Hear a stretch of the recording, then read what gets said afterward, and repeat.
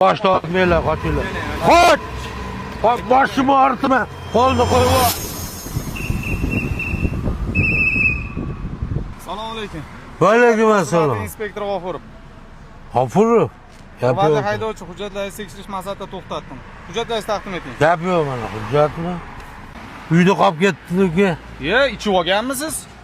Ichib transport vositasi haydash mumkin emasligini bilasizmi? Kim aytdi?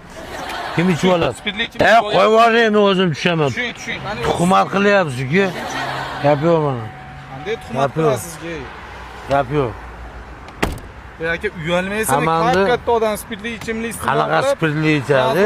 Gam ayron ichdik o'rtoqlar bilan. Kuchli ayron aka. Hujjatlaringizni bering. Gap yo'q mana aka. Mana mashinani yechib olaverasiz. Gap yo'q. 5 ta 5 ku. Hujjat so'rayapman sizdan. Xohlasizki? Siz so'radim sizdan, hujjat so'rayapman. O'z Sattor taniysizmi? Qancha ichdingiz? Sattor. Sattorda o tepada o'tiradi.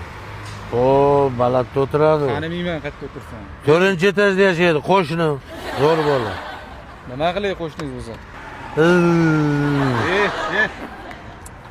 Ko'ngil ama uzra jichini bo'pol. Parvar bermadingiz, nima qilib turing?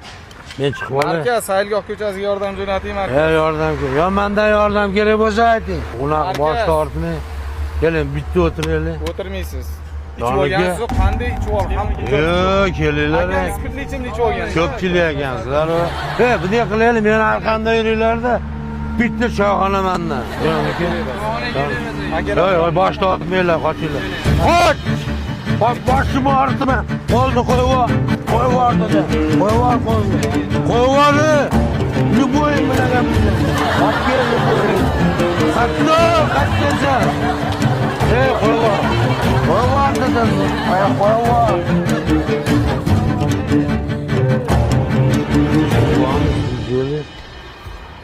Assalomu alaykum. Gam yomonni. Yomon qilishdi Keling, ular. tushunchi. Bo'ldi mana. Gam. Bo'ldi endi, bo'ldi. Elbek. Rol o'ynamang endi, bo'ldi endi. O'ynamayman, tugadimi? Tugadi. Gap yo'q. Men Sarvarbek aman. Bo'ladi aka, bu roligimiz orqali fuqarolarga mast holatda transport vositasini boshqarish 3 yil muddatga haydovchilik huquqidan mahrum qilinib, bazaviy hisoblanish miqdorini 40 baravar miqdorda jarima solishga, shuningdek, kimnidir umriga zomin bo'lishiga olib kelishini kulgi ostidagi achchiq haqiqatni ko'rsatishga harakat qildik. Bu uchun sizga katta rahmat. Elbek, rahmat. Albatta bunaqa haydovchilarimiz bo'lmasin, hech kimga mast holatda transport vositasini boshqarishni tavsiya qilmaymiz. Albatta do'stlar, rolda o'tirganda, mashinaga o'tirganda hech qachon ichmang. Sog' bo'linglar.